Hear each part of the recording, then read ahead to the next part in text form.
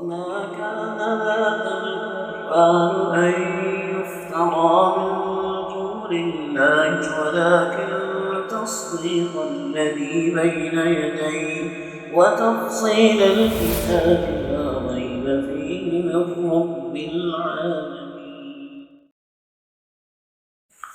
الحمد لله رب العالمين والعاقبة للمتقين والصلاة والسلام على أشرف الأنبياء والمرسلين نبينا محمد صلى الله عليه وسلم وعلى آله وأصحابه أجمعين. أما بعد، أعوذ بالله السميع العليم من الشيطان الرجيم. بسم الله الرحمن الرحيم.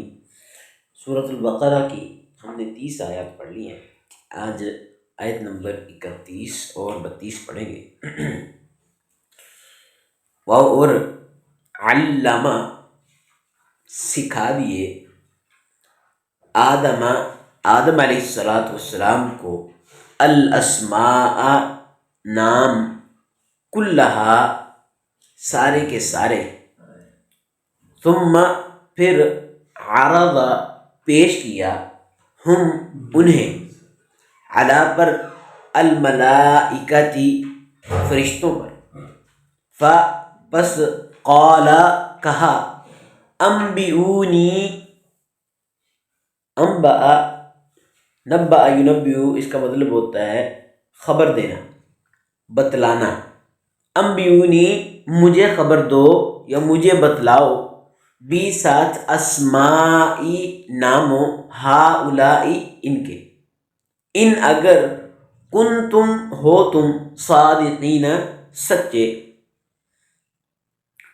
اور علامہ سکھلا دیے آدم علیہ السلام کو الاسماء نام کلہا سب کے سب، ثم پھر عرض پیش کیا ہم ان کو علی پر الملائکتی فرشتے، پس قال کہا انبئونی مجھے خبر دو مجھے بتلاؤ، بی ساتھ اسمائی ناموں، ہاؤلائی ان کے، ان اگر کنتم ہو تم صادقین سچے. قالوا ان سب نے کہا سبحان پاک ہے کا تو، لا نہیں، علم لا لیے نہ ہمیں، الا مگر، ما جو، علمتا تو نے سکھلا دیا، نہ ہمیں، ان بے شک کا تو، انتا تو ہی، العلیم خوب جاننے والا ہے، بہت علم والا ہے، الحکیم بڑا حکمت والا ہے. قالوا ان سب نے کہا سبحان پاک ہے کا تو، لا نہیں، علم لا لیے نہ ہمیں، الا مگر، ما جو، علمتا تو نے سکھلا دیا، نہ ہمیں، ان بے شک کا تو، انتا تو ہی، العلیم خوب جاننے والا، الحکیم خوب حکمت والا ہے. وعلم آدم الاسماء اور اس نے آدم علیہ السلام کو نام سکھلا دیے، کلہا سب کے سب، ثم عرضهم علی الملائکہ پھر انہیں فرشتوں کے سامنے پیش کیا، فقالا اور کہا انبئونی باسماء ہؤلاء مجھے ان چیزوں کے نام بتلا دو، ان کنتم صادقین اگر تم سچے ہو. قالوا انہوں نے کہا، ان سب فرشتوں نے کہا سبحانک تو پاک ہے، لا علم نہیں ہے علم لنا ہمیں، الا مگر، ما علمتنا جو تو نے سکھلا دیا، انک بے شک تو، انت العلیم تو ہی بہت خوب جاننے والا ہے، بہت علم والا ہے، الحکیم بڑا حکمت والا ہے. انک انت العلیم الحکیم بے شک تو ہی خوب جاننے والا اور بڑا حکمت والا ہے۔ وعلم آدم الاسماء کلھا، اور اس نے آدم علیہ السلام کو سارے کے سارے نام سکھلا دیے۔ ثم عرضهم علی الملائکہ، پھر ان چیزوں کو فرشتوں کے سامنے رکھا، فرشتوں کے سامنے پیش کیا۔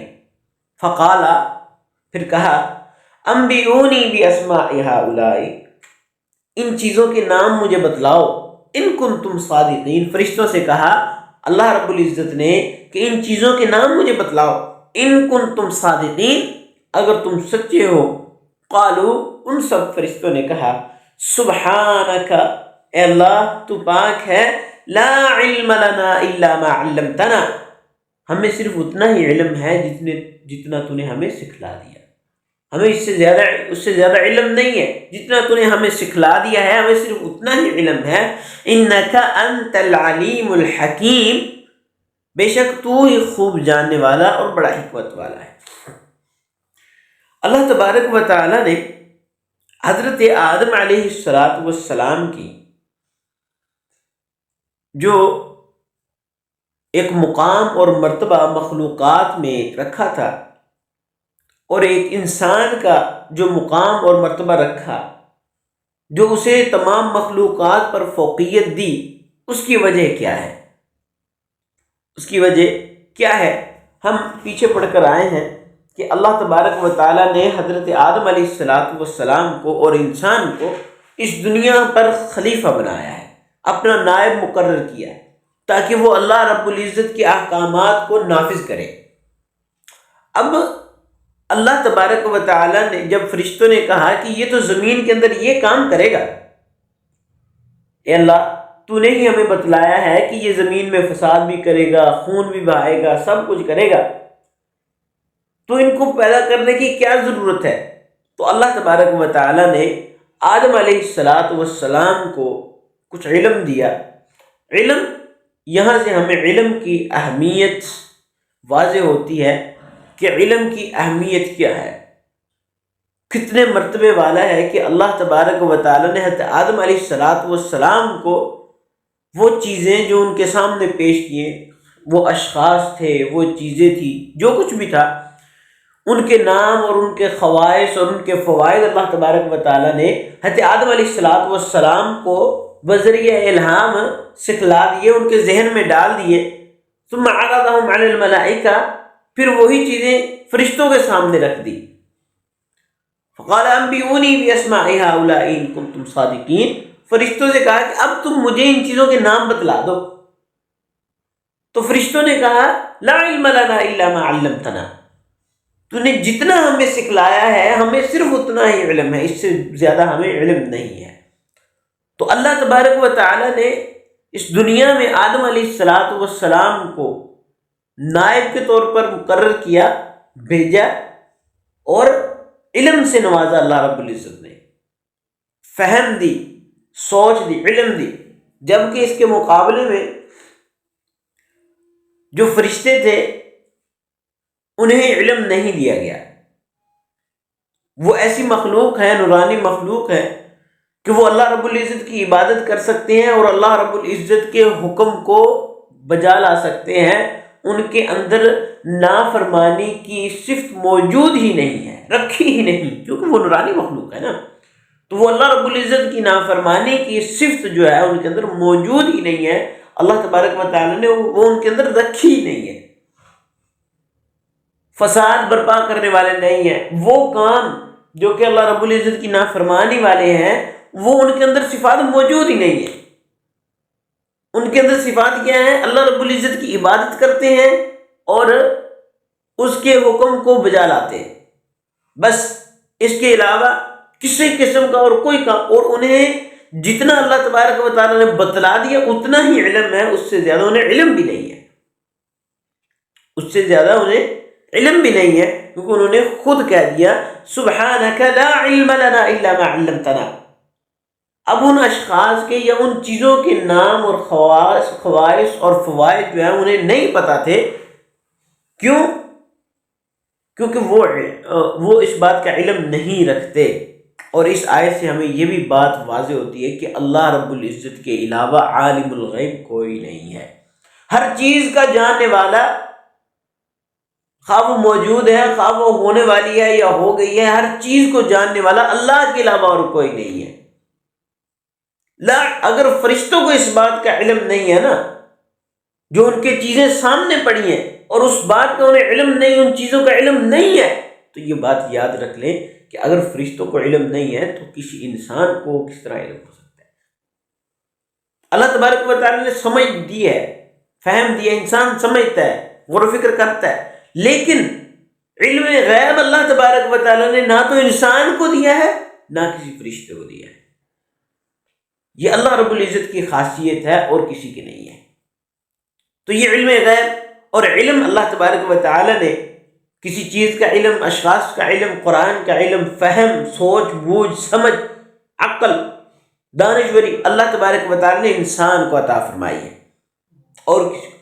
سبحانک لا علم لنا الا ما علمتنا، اے اللہ تو پاک ہے، ہمیں علم نہیں ہے کسی بات کا مگر جو تو نے ہمیں سکھلا دیا۔ انک انت العلیم الحکیم، تو ہی خوب جاننے والا اور بڑا حکمت والا ہے۔ اللہ رب العزت سے دعا ہے کہ اللہ رب العزت قرآن کو سمجھ کر عمل کرنے کی توفیق عطا فرمائے۔ سبحان ربک رب العزت عما یصفون وسلام علی المرسلین والحمد للہ رب العالمین۔